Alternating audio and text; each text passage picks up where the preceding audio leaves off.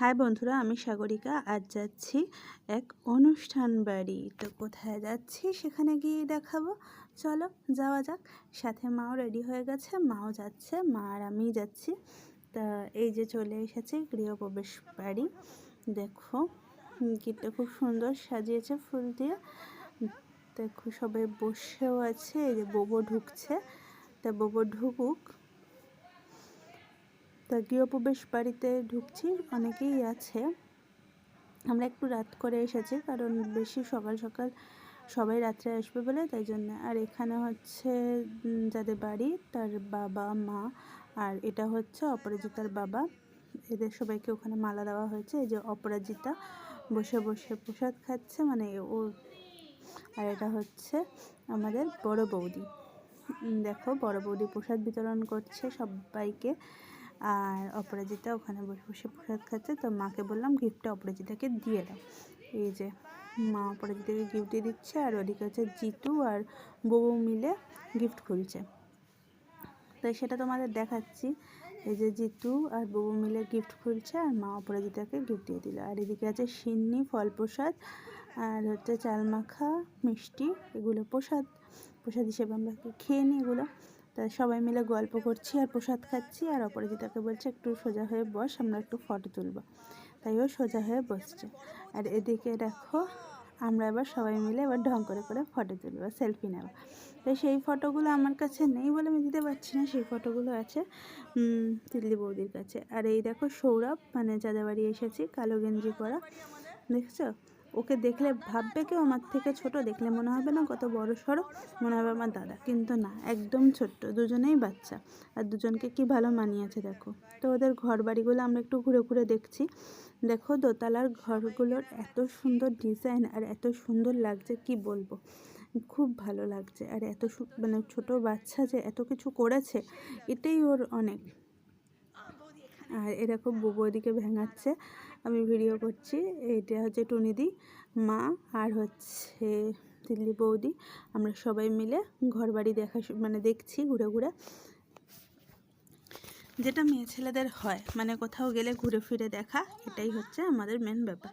তা আমাদের টিমের তো আরও অনেকেই আসেনি, তো মন টন খারাপ। সবাই আসলে আরও মজা হতো, হইচই হতো। তখন পর্যন্ত আমরা কজনই গেছি, তাই জন্য আমরা কজনই একটু ঘুরে ঘুরে দেখে নিচ্ছি। দেখো এদিকে ডাইনিং আমরা আবার ভিডিও করেছিলাম, সেটা হয়তো দেখতে পারবে। আমার যারা আমার ফেসবুক আইডিটা করো, সেখানে আমি একটা দিয়ে দেবো, তো দেখতে পারবে। তা এই দেখো মা এবার তিনতলায় উঠছে, মানে মারা উঠে গেছে, আমি একটু পরেই উঠছিলাম। এই যে তিনতলায় ওদের ঘরগুলো, ঘরে আবার খাট পাতাও রয়েছে। তা তিনতলায় উঠে গেলাম। তো ওপর থেকে আমাদের বাড়ি থেকে ওদের বাড়ি দেখা যায় পুরো, কিন্তু আমাদের যেহেতু সেদিনকে লাইট জ্বালানো ছিল না, আমরা ওখানে চলে গেছিলাম বলে, তাই জন্য দেখাতে পারিনি। কিন্তু আমাদের বাড়ি থেকে ওদের বাড়ি স্পষ্ট দেখা যায়। এই দেখো বড় বৌদি ওর চুলটা একটু ঠিক করে নিচ্ছে।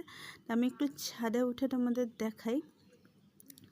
ছাদে দেখো, মানে ছাদটা এত সুন্দর করেছে, পুরো টিন দিয়ে ঘিরে, আর দুপাশে মানে শেডগুলো ফাঁকা রেখেছে।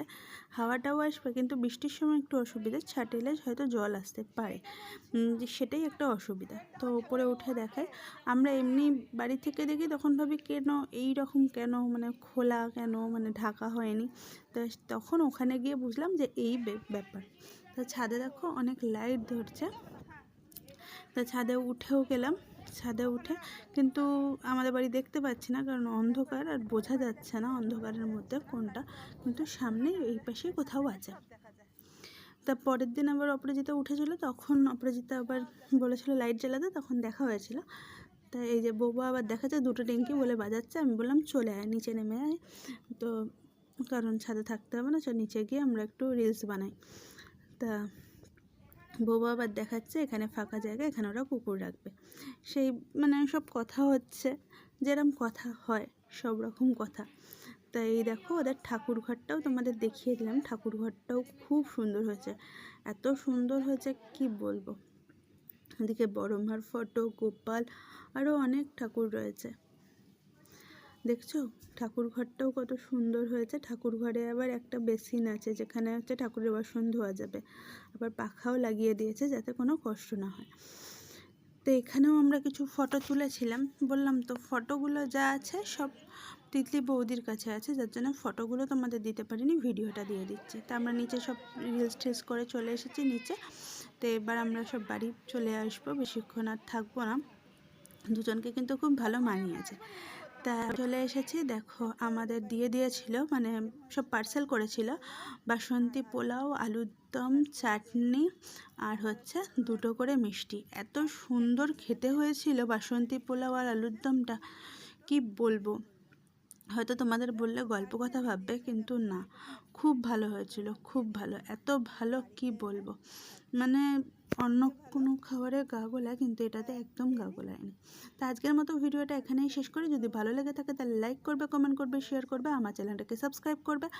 আর সবাই একটু আমার ভিডিও দেখো, কি যেহেতু আমি লাইভটা একটু কম করছি, কিন্তু এখন থেকে হয়তো লাইভটা করব। আর নতুন যারা আছো তারা অবশ্যই আমাকে ফলো করো, আমিও তোমাদেরকে সময় দেবো। চলো টাটা, বাই বাই।